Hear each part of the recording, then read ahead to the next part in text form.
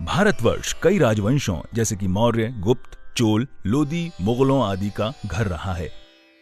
इन सभी वंशों ने भारत पर राज किया और भारतीय सभ्यता पर अपनी छाप छोड़ी। सन 1526 से 1858 के दौरान प्रभावी मुगल साम्राज्य की झलक हम आज भी वास्तुकला के कई अजूबों जैसे कि ताजमहल, हुमायूं के मकबरे इत्यादि के रूप में देख सकते हैं। इस वीडियो में हम आपको मुगल साम्राज्य के विभिन्न पहलुओं से अवगत कराएंगे। मुगल प्रसिद्ध मंगोल सम्राट चंगेज खान और टर्किक सम्राट तिमूर के वंशज थे। सन 1504 में मुगल साम्राज्य के संस्थापक बाबर को अफगानिस्तान में स्थित काबुल का राजा घोषित किया गया। एक बेहतर साम्राज्य की तलाश में बाबर ने अपनी सेना के साथ भारत की ओर रुख किया और सन 1526 में पानीपत की लड़ाई में इब्राहिम लोदी को हराकर उन्होंने दिल्ली और आगरा की रियासत पर कब्जा कर लिया।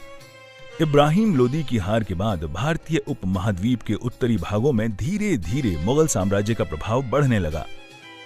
ये तेजी से बढ़ता हुआ प्रभाव न केवल मुगलों की एक सशक्त सैन्य शक्ति का असर था, बल्कि समकालीन महाराजाओं के साथ किए गए उनके सोचे समझे राजनीतिक गठबंधन का भी परिणाम था।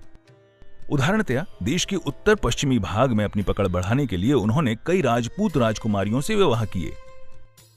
मुगल साम्राज्य का स्वर्णिम कार्यकाल माना जाता है सम्राट अकबर के शासन को। सन 1542 में अबुल फतेह जलालुद्दीन मोहम्मद के रूप में जन्मे अकबर द्वितीय मुगल सम्राट हुमायूं के पुत्र थे।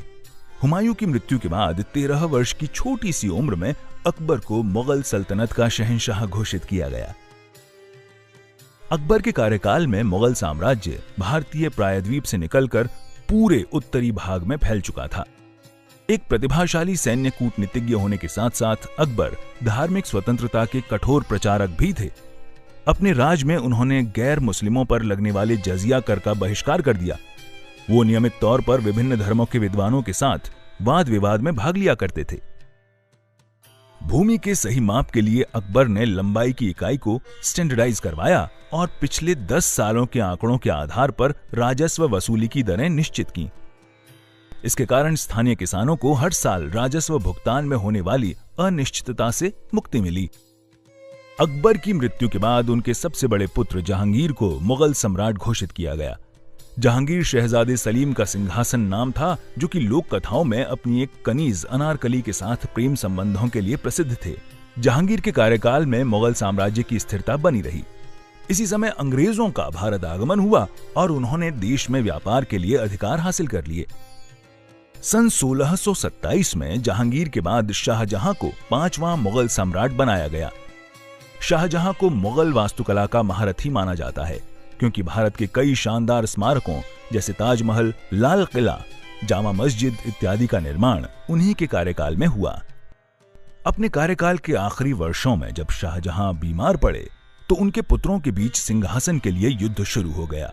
उनके सबसे बड़े पुत्र दारा शिकोह ने सिंहासन की कमान संभाली, लेकिन औरंगजेब द्वारा उनकी हत्या कर दी गई। सिंहासन हथियाने के बाद औरंगजेब ने शाहजहां को हिरासत में ले लिया और उन्हें एक कैदी का जीवन जीने को मजबूर कर दिया। औरंगजेब का शासनकाल मुगल साम्राज्य के सैन्य वर्चस्व का समय था।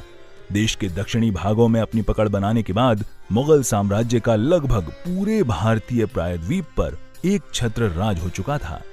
साम्राज्य के लगातार होते हुए विस्तार ने मुगलों की गरिमा को तो बढ़ाया, लेकिन साथ ही उन्हें युद्ध कोष जुटाने के लिए काफी बड़ी राशि खर्च करनी पड़ी।